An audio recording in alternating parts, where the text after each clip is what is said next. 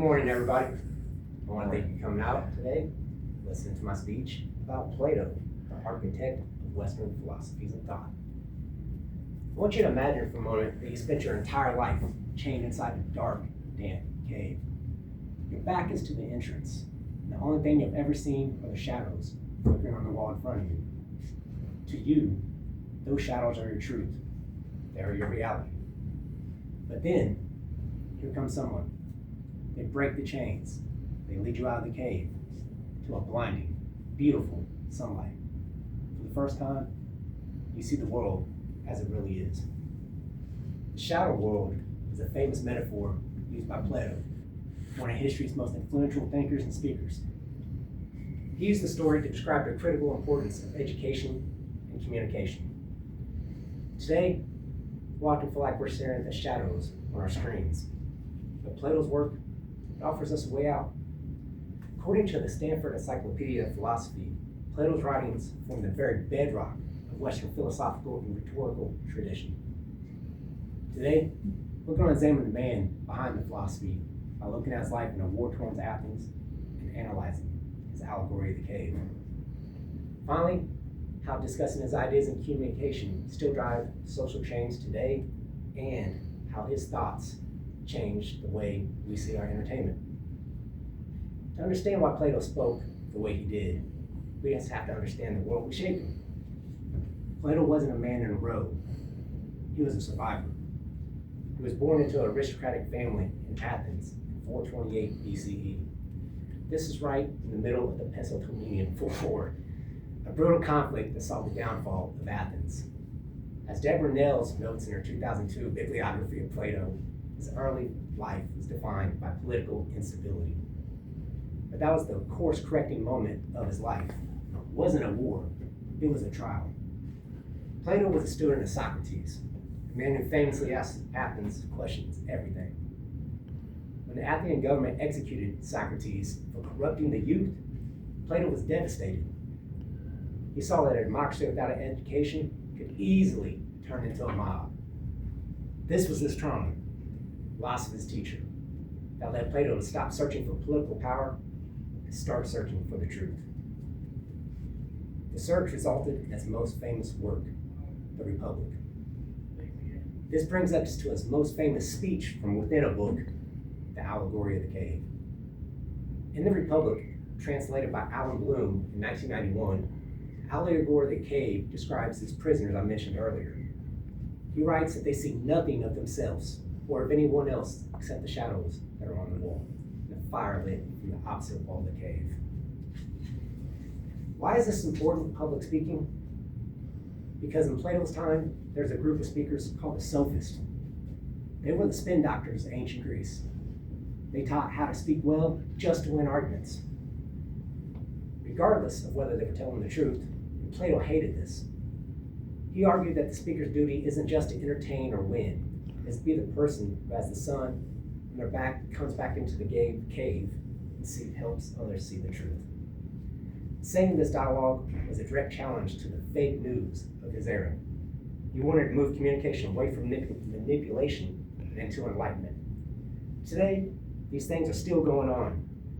We can't just listen to the news or rhetoric. We have to actually use our thoughts and make discernment of what we entertain ourselves with. Now let's look at the cave. Let's look how Plato built a physical place to keep that light burning, the academy. Plato didn't just talk, he organized, which many historians consider the first university in the Western world. He taught what he called the dialectic method. Unlike a standard speech where one person talks about you, the dialectic focuses on logical questioning. It's about two people seeking the truth together, not arguing, communicating, growing from each other, learning from each other. As Benjamin Jewett points out in his 2013 analysis of Plato's dialogues, this changed the world. Every time we demand that a politician provide evidence, or every time we use logic to debunk a rumor, we're using Plato's tools. He believed that if you change how people communicate, you change the structure of society itself. He paved the way for speakers to be leaders, not just performers. We have traveled through the war-torn streets of ancient Athens, through the darkness of the cave, into the halls of the first Western university. We've seen how Plato's life and his mentor death fueled a passion for the objective truth. Plato proved to us that public speaking is at its most powerful when it's seen to enlighten an audience, rather than just entertain an audience or persuade an audience. It isn't about the shadows on the wall, it's about the reality outside. So I leave you with this.